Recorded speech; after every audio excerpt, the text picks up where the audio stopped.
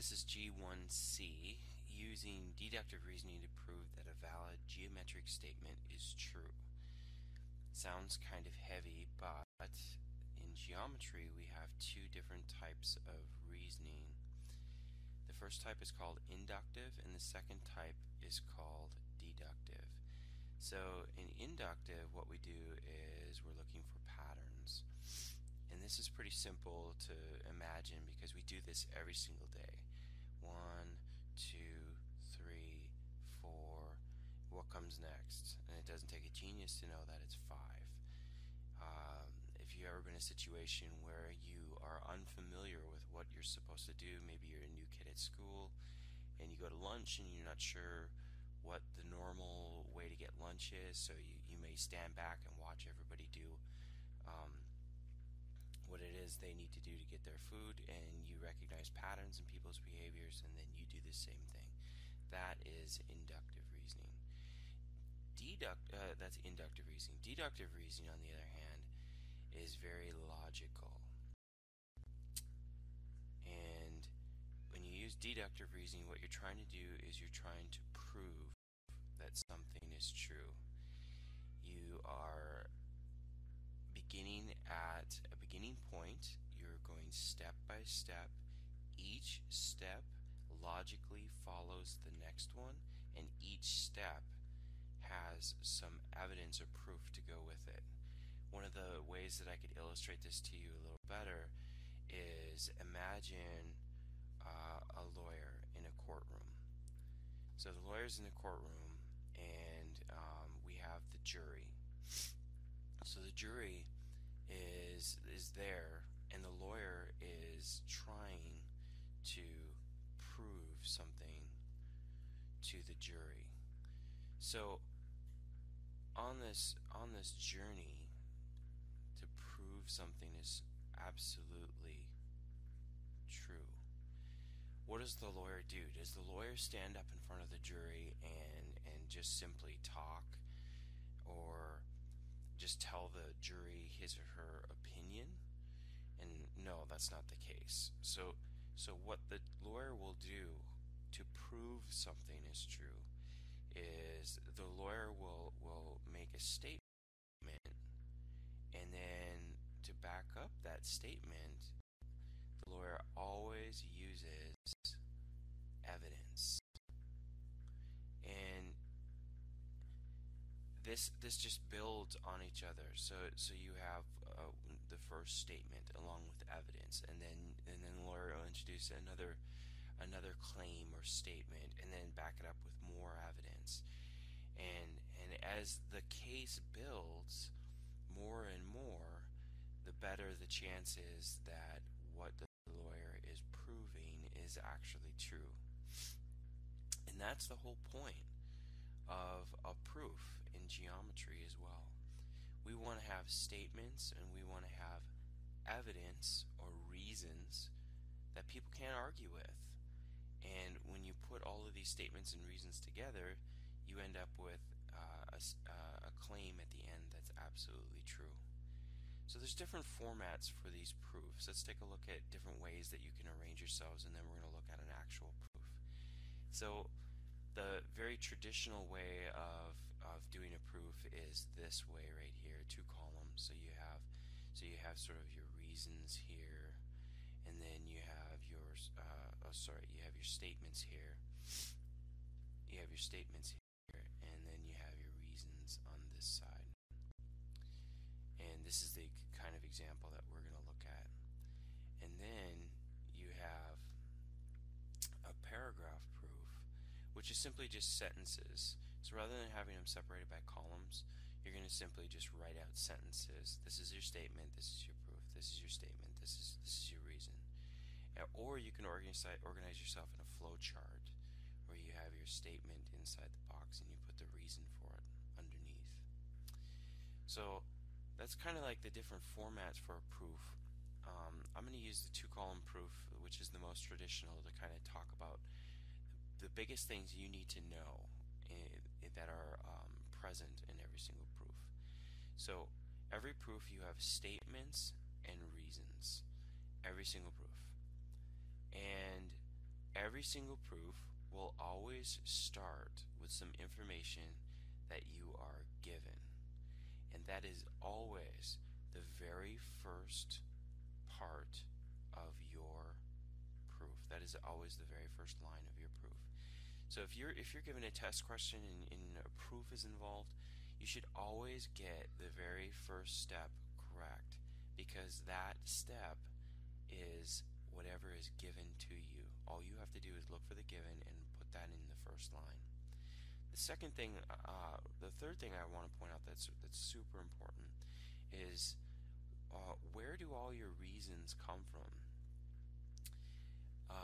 Where does this all come from? Well, there's a couple of different sources. When you make a statement, your reason could be because it's a definition.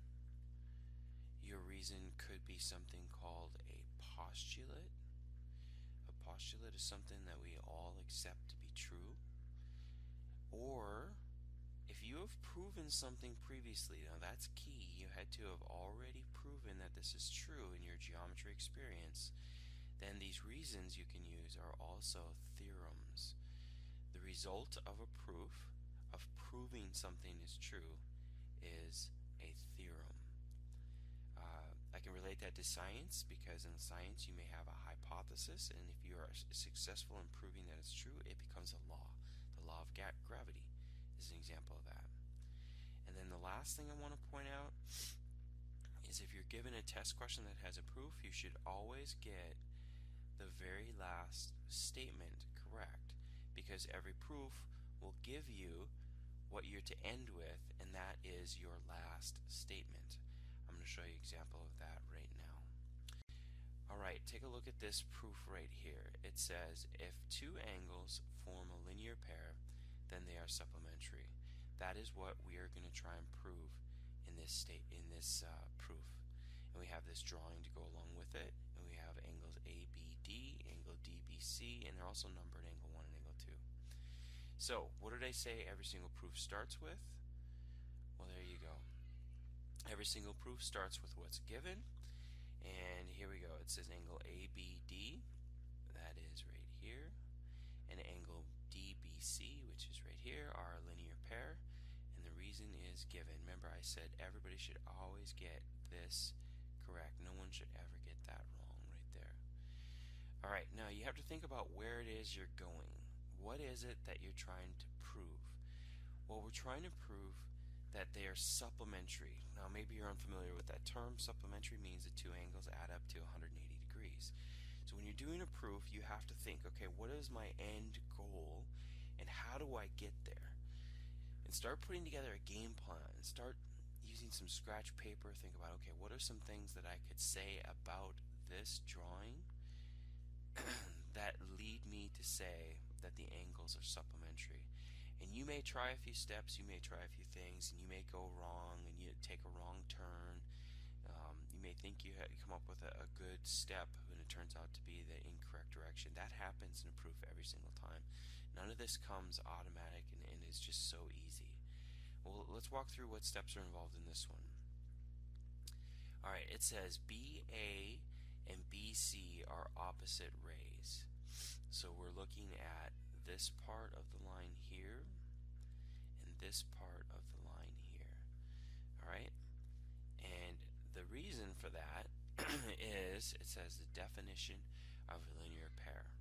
So in this example, this definition will have already been defined as part of our experience in geometry. We already know or have talked about or have defined what a linear pair is. Okay, let's look at step 3. Alright, it says the measure of angle ABC, that's right here, is 180 degrees. And they use the word, or this proof is using the word assumption. Another one you could use is postulate. Straight angle postulate, meaning a straight line, an angle that forms a straight line adds up to 180 degrees. So we have a couple of statements here. Next, it says that the measure of ABD, look at the drawing, here it is, plus the measure of DBC, right here, equals the measure of ABC, which is the whole thing. Alright?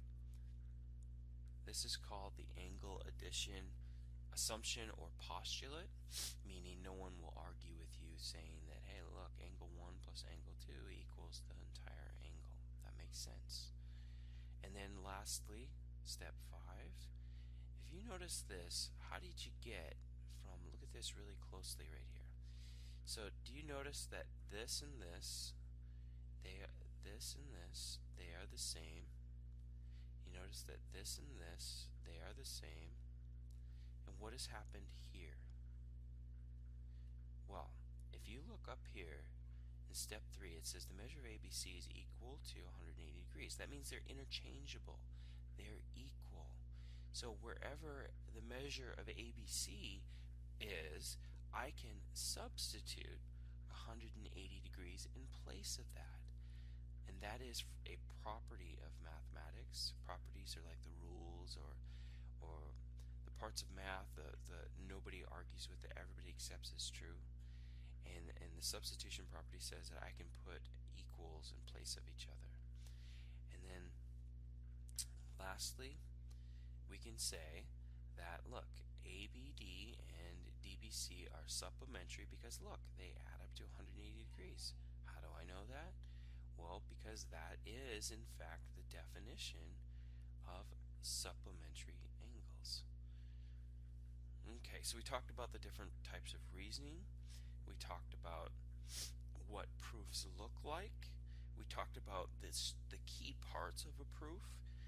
And then lastly, we've walked through an example of a proof.